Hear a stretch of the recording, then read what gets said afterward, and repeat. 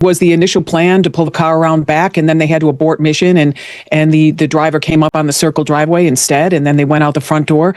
Part of the plan was to remove Nancy via the front door. No individual is officially named as a suspect in these records. She spent her entire professional career on her knees at violent crime scenes. This was literal, not metaphorical. She used brushes, cameras, and oblique lighting rigs to coax evidence from surfaces that seemed empty to everyone else. Maureen O'Connell was a specialized agent with the FBI Evidence Response Team, a woman who found truth in the dust of the most horrific scenes. This is one of the most elite forensic units in the nation. She was not a detective or a profiler building a psychological narrative. She was the specialist who processed the physical scene after the tape was cleared, trained to identify the microscopic traces that other investigators missed. When the drone footage from Nancy Guthrie's property was released, causing the entire community to obsessively analyze their screens, O'Connell did her job. She looked directly at the driveway. She ignored the noise and focused her professional gaze on the concrete where the story of the night began. Not the rear gate, not the windows, and not the flower pots. Her focus was locked on the driveway and the secrets it might hold. What she discovered, or rather the glaring absence of what she expected to see, is a question she has been asking since day one.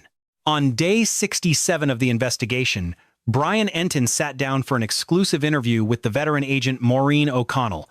The very first thing she looked for were tire impressions on the driveway. From the second the drone ascended, she saw only one set. If you have followed this case, you know Enton is one of the few journalists conducting sustained, on-the-ground reporting in this city. He has the access, the deep contacts, and he has been in Tucson asking the critical questions that other media outlets have ignored. On day 67, he spoke with O'Connell, and her professional testimony has not received nearly enough attention from those following the broader case. O'Connell served as a special agent on the FBI Evidence Response Team. We must be clear about what that role actually entails for the investigation. The Evidence Response Team, or ERT, is the FBI's dedicated forensic unit.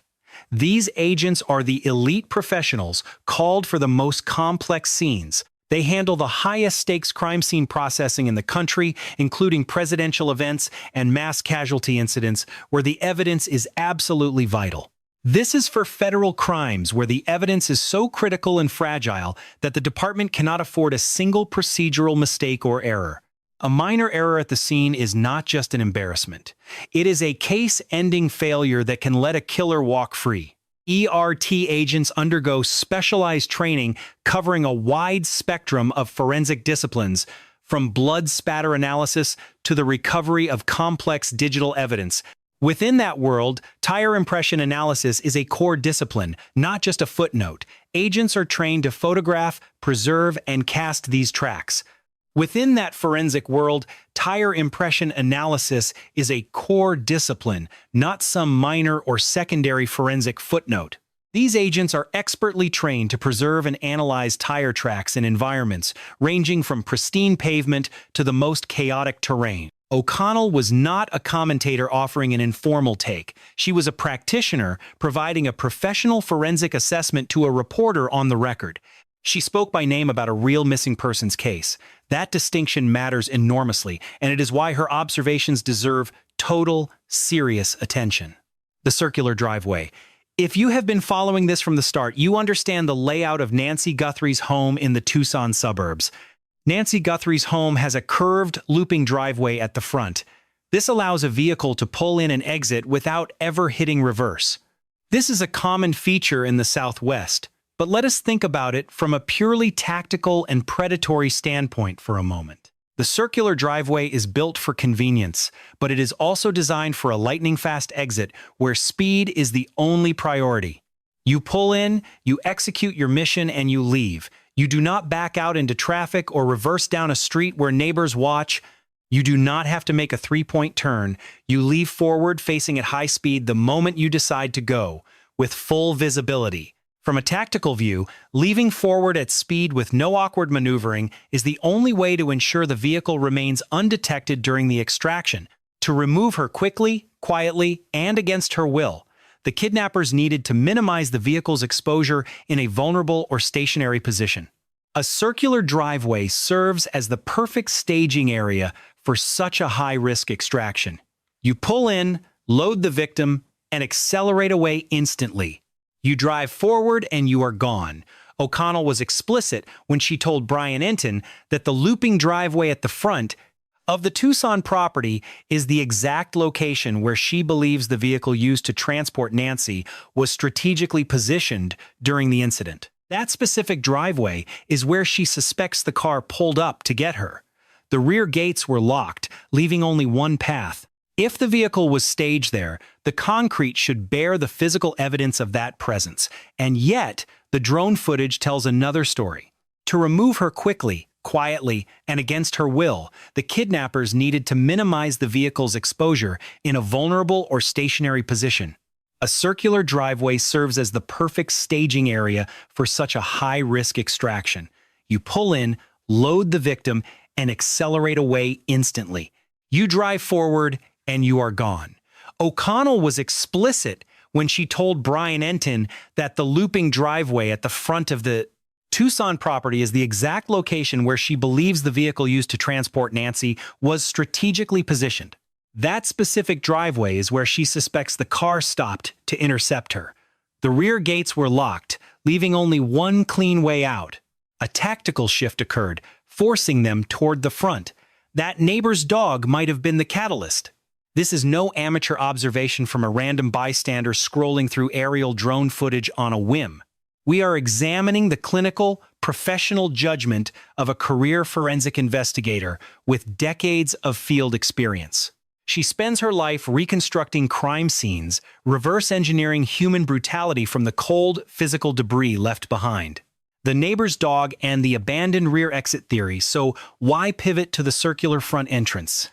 We have mapped the back gate extensively, analyzing every inch of the property's rear perimeter during this investigation. Our focus was the rear access points and the specific staging logistics surrounding that heavy back door. Yet, a seasoned Federal Bureau of Investigation specialist is now tracking evidence toward the circular front drive. O'Connell's theory becomes surgically precise here, pivoting on a detail that feels deceptively, almost dangerously, ordinary. A dog. A nearby residence adjacent to Nancy Guthrie's home keeps a canine on the premises. In O'Connell's forensic reconstruction, that animal is no longer just a pet, it is a critical variable.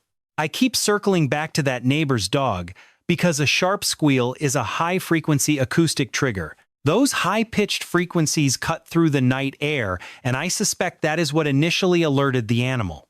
Canines react to intruders. They bark at foreign vehicles that violate the established rhythm of the street.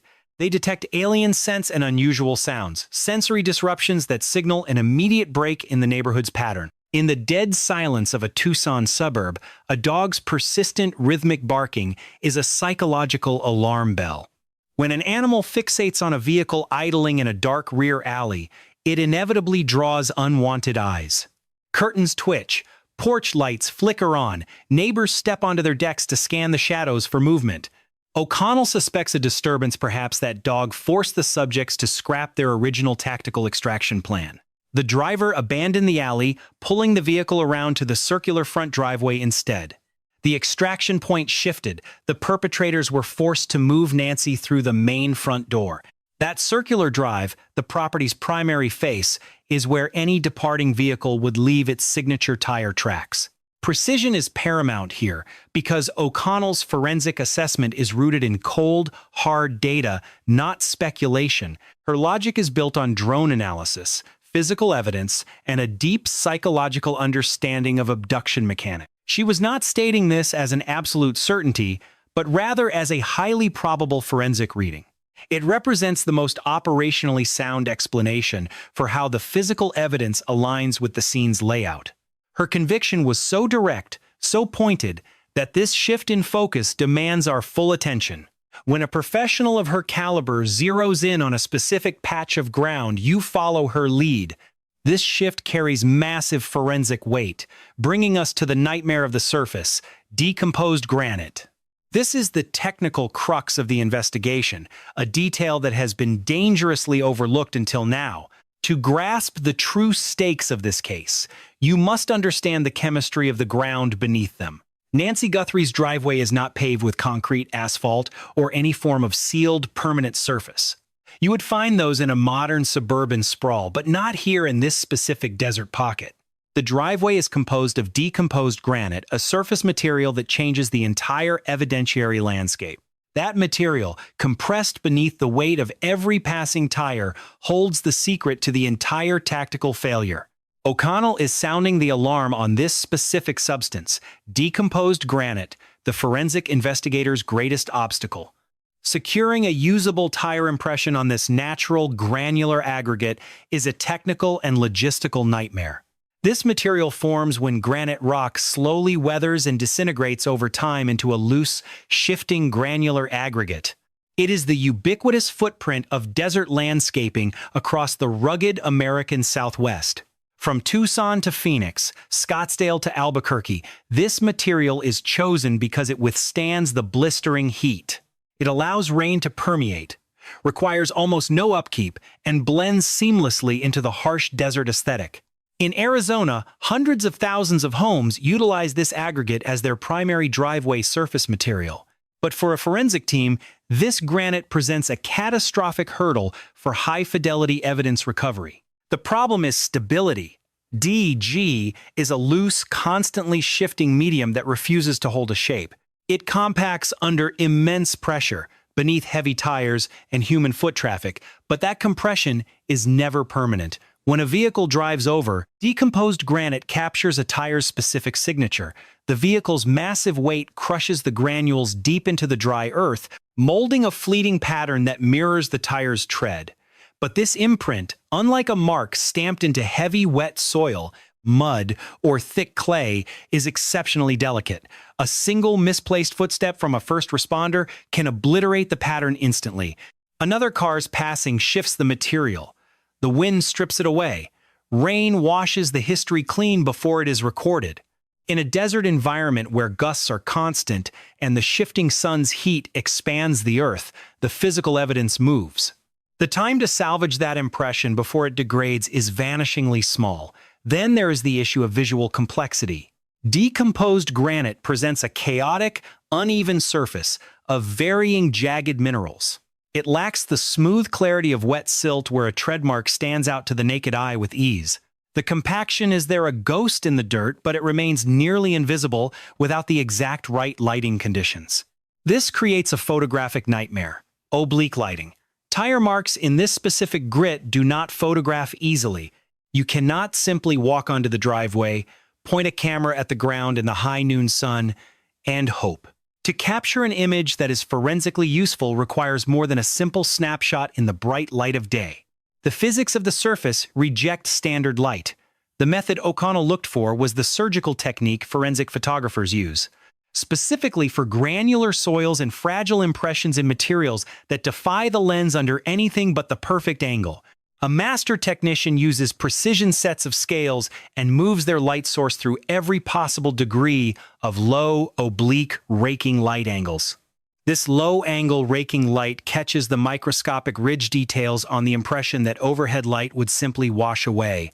Oblique lighting requires placing the source at a razor-thin angle to the ground, nearly parallel to the surface itself. The beam skims across the dirt so that the light creates deep shadows in even the most minute depressions and treads. Under this raking beam, features that were totally erased by overhead sunlight suddenly become starkly visible to the crime scene camera. The deep shadows generate the sharp contrast the camera's sensor needs to capture what the human eye often misses entirely. You have likely used this logic yourself, perhaps in the quiet of your own home without thinking of forensics. If you have ever hunted for a lost object by laying a flashlight parallel to the floor to find shadows, the prints hidden in the carpet pile become clearly defined the moment you get that light source extremely low. Let the light rake across the fibers. The same physical laws apply to tire tracks pressed into these coarse granular surfaces. Light at a low angle creates shadows. Those shadows create contrast. That contrast reveals the hidden signature of the tire. Without this specific technique, photographing a tire track in decomposed granite is an exercise in futility for any investigator. It is nearly impossible to produce a result that is both forensically useful and legally defensible in a high-stakes courtroom. You might suspect the track is there. You might even see it if you press your face to the dirt. You could stare at the surface at exactly the right angle for hours and still fail to document its presence. Capturing it in a photograph that can be measured, compared, and introduced as hard evidence is a different matter entirely. And the photograph is just the first hurdle. You also need a scale for precise spatial measurement. A calibrated ruler or measurement scale bar must be placed in the frame at the same plane as the track. A rigid ruler acts as a scale. That is the baseline for any professional who knows how to work. You know, those small rulers seen next to blood spatter or fingerprints? Well, we use long ones for these tire marks. They must be placed before investigators themselves stomp out the very impressions they are trying to recover from the scene. Before the scene is overrun by workers who do not realize that this specific surface contains one of the most vital clues. This location may contain the single most important piece of physical evidence in this entire murder investigation, yet it remains vulnerable. That is the technical framework O'Connell was evaluating when she dissected the grain of that high-definition drone footage.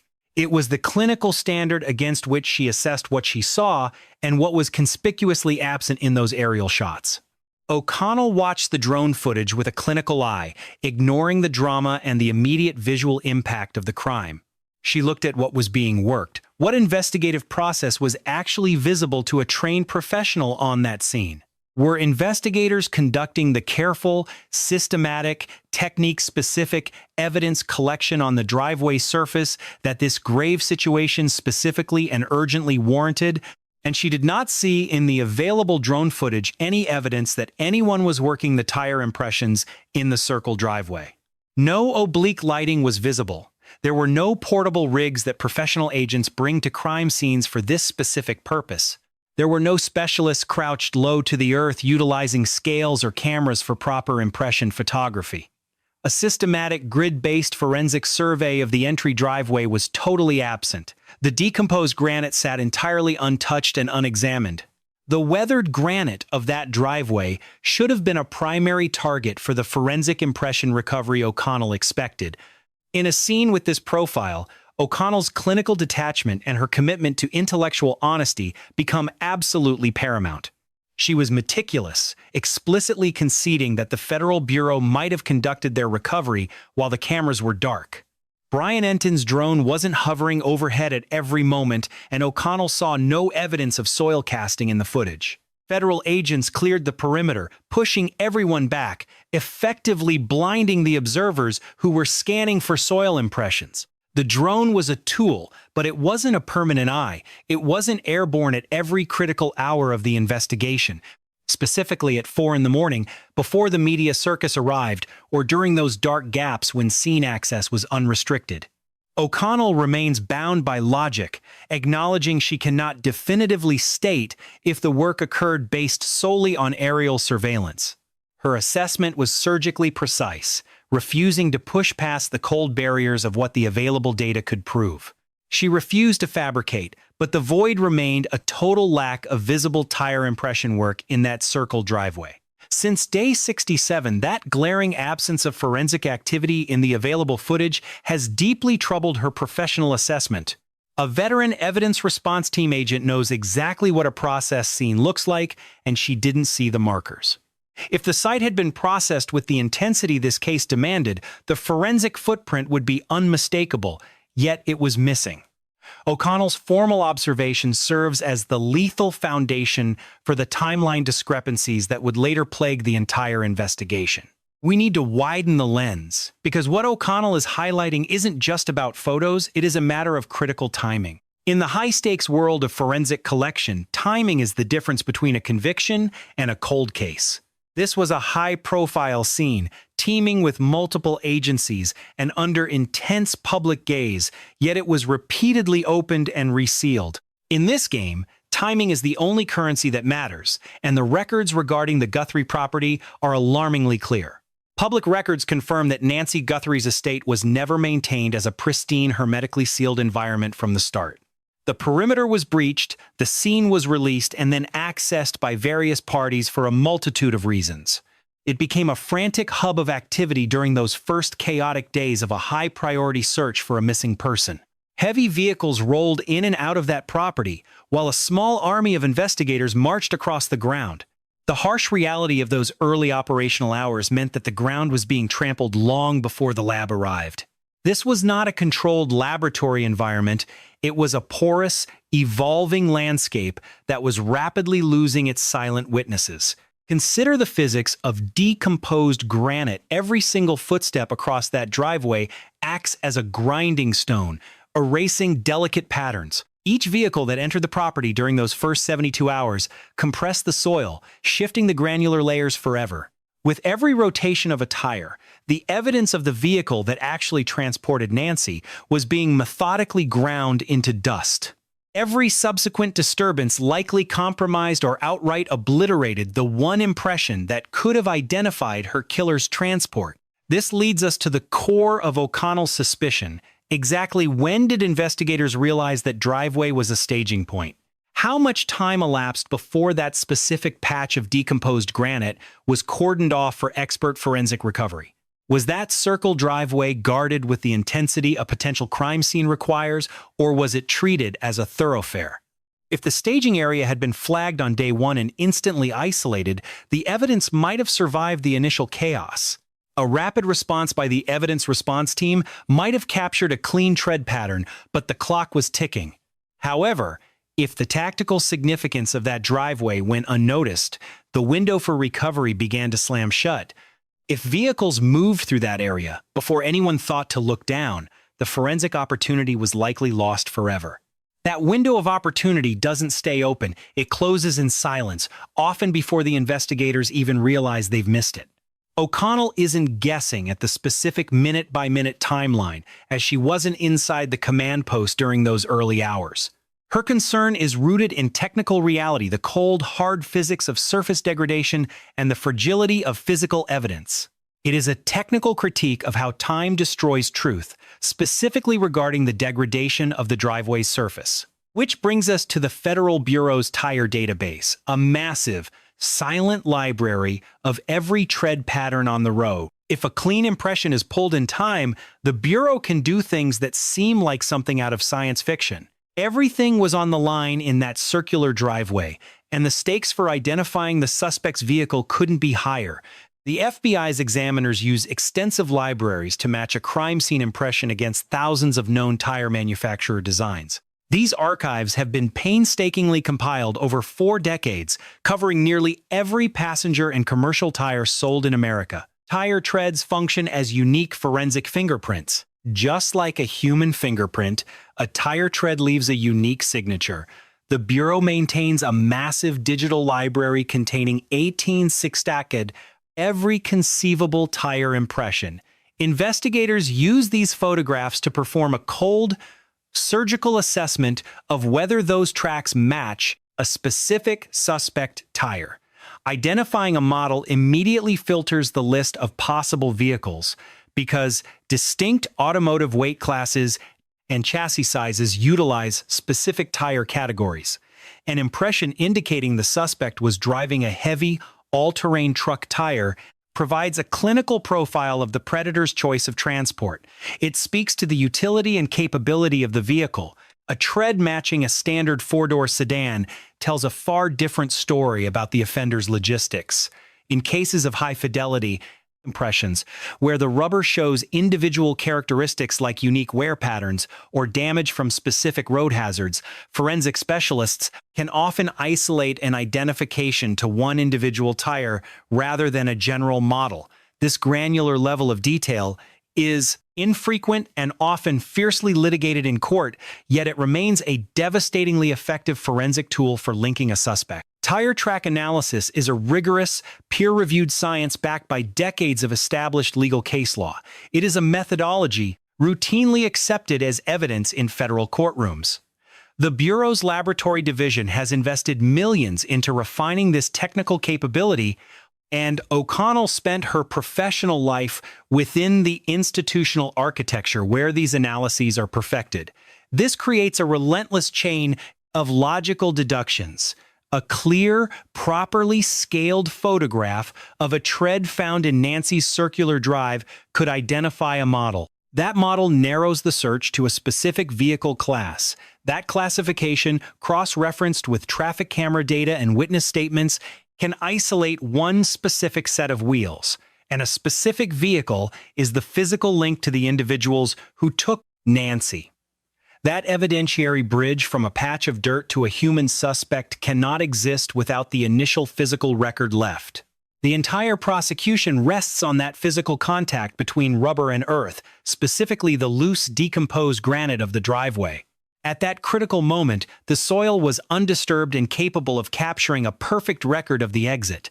This brings us back to the psychological manipulation at the rear. We must situate this driveway evidence within the broader investigative landscape. O'Connell's theory is not isolated. It connects to a pattern we have analyzed extensively, making both forensic theories significantly stronger. We have scrutinized the backdoor staging theory of the evidence, suggesting that the rear of the property was meticulously and deliberately altered. The back door was positioned with specific intent, and various items in the yard were shifted to manufacture a false narrative for first responders. This pattern of disturbance is not random. It is a calculated attempt to misdirect the investigation. That thread has been a persistent analytical focus for the community. Here is how the two theories align as one. They are not contradictions, but pieces of a coherent operational picture. If the rear staging was a theatrical lie designed to draw police attention away from the actual point of departure, then the vehicle used to transport Nancy was elsewhere. The staging creates the fiction. The real exit happens in the shadows. In that scenario, the circular driveway is not a coincidence. It is the cold, functional center of the kidnapping. Alternatively, and this is where the canine behavior becomes relevant, if the rear exit was the primary plan, but was suddenly compromised, the driveway became the desperate, improvised fallback solution. The original extraction point failed. The vehicle was repositioned in haste. The exit occurred through the front of the property, leaving heavy impressions in the decomposed granite. These were either secured by the Bureau or lost forever in the chaos. Whether the rear scene was a deliberate lie or a failed attempt, the front driveway remains the most operationally significant. The data buried in that granite surface is potentially central to understanding what happened that night. Two separate investigative paths that seem to lead in opposite directions actually terminate at the same unsettling conclusion. I will be direct with you. This investigation does not present speculation as fact. You deserve the honest version of where the evidence ends and inference. We do not know if the Bureau successfully recovered tire impressions from the driveway. We do not know if a forensic team even attempted to process that area before it was contaminated. We are blind to whether any recovered patterns matched the national database. We cannot say if the driveway's surface was protected from the foot traffic of early responders. We do not know the extent of the scene's degradation. We do not know what the Bureau knows in secret. We lack access to the sealed investigative file. We are operating solely on the verified facts available to the public record. However, the timeline of forensic collection remains a critical unknown. Was the granite sampled before the first cruisers arrived? If an impression was found, does it match a vehicle already in the crosshairs? These questions remain unanswered in the official documents. The integrity of the physical evidence is the pivot point on which this entire case will eventually turn. Without that data, we are left with a void. But what we do know, what is fully verifiably on record, is a single name that changes everything: Maureen O'Connell, a former operative for the FBI's Elite Evidence Response Team, spent hours staring at the raw, high-resolution pixels of drone surveillance footage. She scrutinized the perimeter of Nancy Guthrie's estate, searching for the telltale signs of forensic casting, yet found no evidence of tire impression work. The surface is a jagged expanse of decomposed granite, a forensic nightmare that can swallow tracks and complicates physical recovery under these brutal conditions. In her expert profiling of the crime, O'Connell identified that circular drive as the primary staging area where the abduction vehicle likely idled. She raised an explicit clinical warning for the record. If that forensic processing was not done immediately, a critical evidentiary link would be lost. This is not the hollow speculation of internet theorists. It is a substantiated observation from a named practitioner with a high-level federal pedigree. When an expert of this caliber makes a specific assessment to a journalist about an active investigation, it carries an immense, undeniable weight. This is a named practitioner making a specific, substantiated observation to a reporter regarding a real and ongoing abduction case. It carries the heavy gravity that her specialized pedigree implies, and it deserves to be treated as a central pillar of the investigation. This leads us to the silence of the FBI, a tactical void that connects to a broader pattern observed since the first day. Federal agents have remained notably quiet about their physical findings at the scene and the general trajectory of this search for Nancy Guthrie. I want to be precise. While law enforcement secrecy during an active hunt is expected, the depth of this particular void is irregular. Standard practice dictates that details stay classified to avoid compromising leads, but this level of suppression is far beyond the typical baseline. Releasing information could warn a subject or undermine a future prosecution, which is the logical justification for the Bureau's current stone-faced posture. But the silence surrounding Nancy Guthrie has reached a depth and consistency that has drawn direct fire from veteran investigators and crime journalists. Practitioners familiar with how the Bureau typically manages communication on high-profile disappearances are starting to question this unprecedented information blackout. It is not merely that they are withholding sensitive details, it is the alarming degree to which they have confirmed almost nothing at all. Reporter Brian Enton has documented the exhausting, daily struggle of extracting even a single meaningful update from the official representatives at the Bureau. Enton's sustained reporting highlights a systemic difficulty in obtaining investigative facts, leaving the public and the family in a total information vacuum. O'Connell's insights were offered because the official investigative record communicated to the public has been dangerously thin since the very first hour. She was forced to analyze what little was available because the formal investigation has produced minimal data for public consumption during this crisis. We know the FBI was on site, and we know they processed the Guthrie property with the full, sophisticated weight of their resources. We can safely assume they are pursuing leads through internal channels, utilizing the vast digital infrastructure that the federal government brings to bear. What we do not know is what the scene actually yielded, or what the forensic processing produced regarding the suspect's physical trail. We cannot confirm if tire impression work was ever conducted on the circular driveway or if those tracks provided a make and model. However, one specific aspect of the Bureau's involvement has captured the attention of those following the case: a discarded black glove. Found in a desolate field near the side of a road roughly 2 miles from Nancy's home, the glove has become a focal point. The FBI confirmed this item visually mirrors the specific style of handwear the suspect was caught wearing in the doorbell camera footage.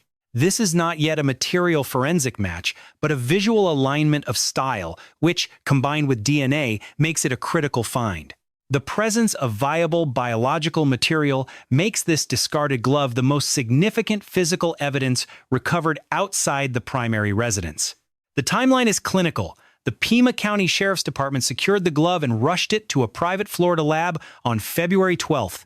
The evidence arrived on Friday. By Saturday morning, preliminary results confirmed the presence of DNA from an unidentified male subject. These results verified that the DNA belongs to someone who is not Nancy Guthrie and is not a member of her inner circle. The Bureau then moved the sample through high-level quality control before entering the profile into the Combined DNA Index System, or CODIS. This national network initiates a persistent search, cross-referencing the sample against every DNA profile currently held in the federal database. The system is designed to hunt for a hit against every known offender, looking for a match with cold, mathematical precision. If this individual has ever been arrested for a qualifying offense in any state, their genetic fingerprint is already sitting in CODIS. Felony convictions in most jurisdictions trigger an automatic entry into the system, as do certain requirements for parole or sex offender registration. These records populate a massive, relentless search engine that operates 24 hours a day, capable of returning a name in hours. The database is enormous and scans continuously, but there is a critical limitation that every observer must understand about this forensic process. CODIS only functions if the predator's biological signature has been previously captured and logged during a past encounter with the legal system. If this person has managed to avoid the radar of law enforcement until now, their profile will remain a nameless sequence. This logical dead end is where the backup plan begins. Investigators are likely submitting the DNA to third-party genetic genealogy services. Authorities are currently waiting for the final, verified forensic breakdown of the DNA found on that glove 2 miles from the Guthrie home.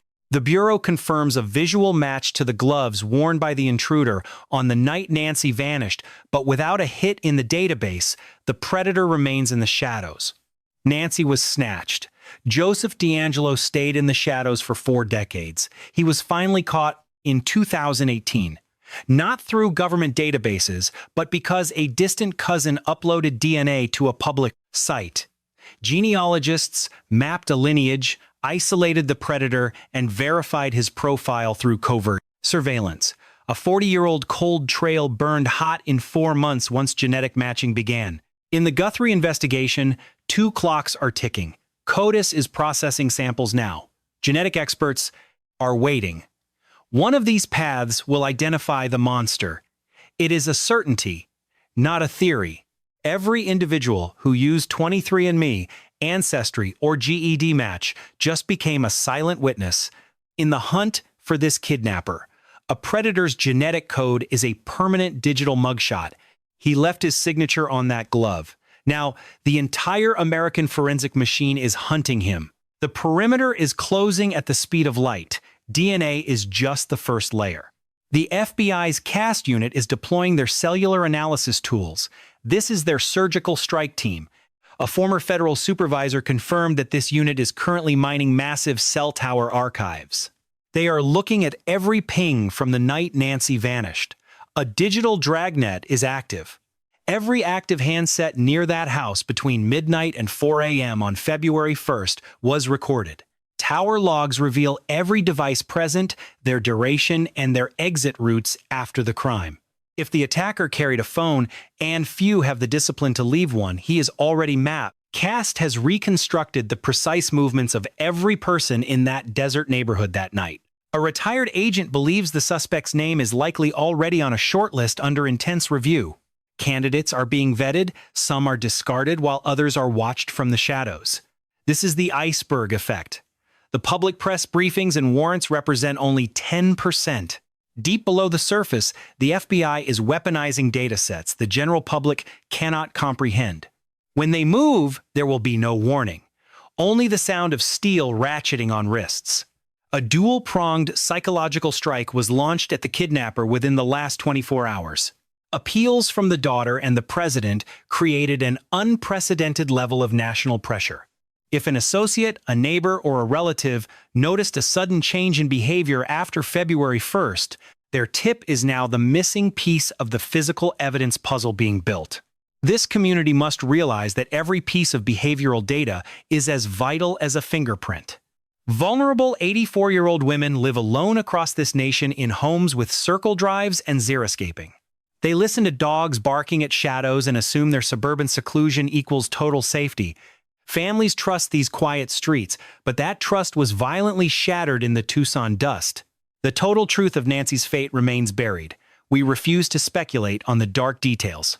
The abduction occurred near a driveway of decomposed granite where the physical evidence began to rot.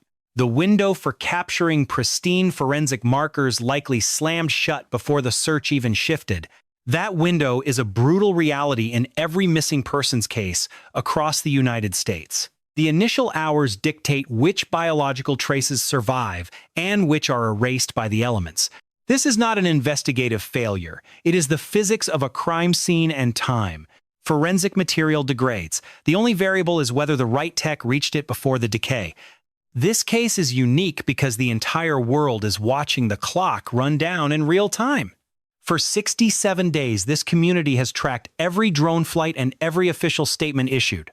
That relentless focus on the technical data is what keeps the pressure on the perpetrators. Experts like Maureen O'Connell and Brian Enton are demanding hard, substantiated answers from the Bureau. Cases do not break through sudden miracles. They break through the grind of persistent, technical inquiry. The smallest detail can crack the facade. We remain focused on the data that truly matters. We are monitoring every forensic shift and every federal silence. The hunt continues. Every movement in the evidence changes the hunter's position. We are waiting for the strike. Nancy Guthrie's life was erased by the desert silence. Leaving a void, we will now attempt to bridge through evidence. Every theory regarding her fate is constructed strictly from the cold, clinical fragments found within the surviving public record. Professional journalists have documented every lead, yet the case remains a landscape of dead ends with no suspects officially named. This is a surgical investigative analysis of a disappearance, a logical mapping of a life that was interrupted. We trace the narrative through named witnesses, scrutinizing every lone claim for its own internal logic and inherent truth. The transition from confirmed fact to analytical inference is a narrow line when discussing Nancy Guthrie's sudden, unexplained absence. In Pima County, the truth is buried, waiting for one tip to reach the Bureau.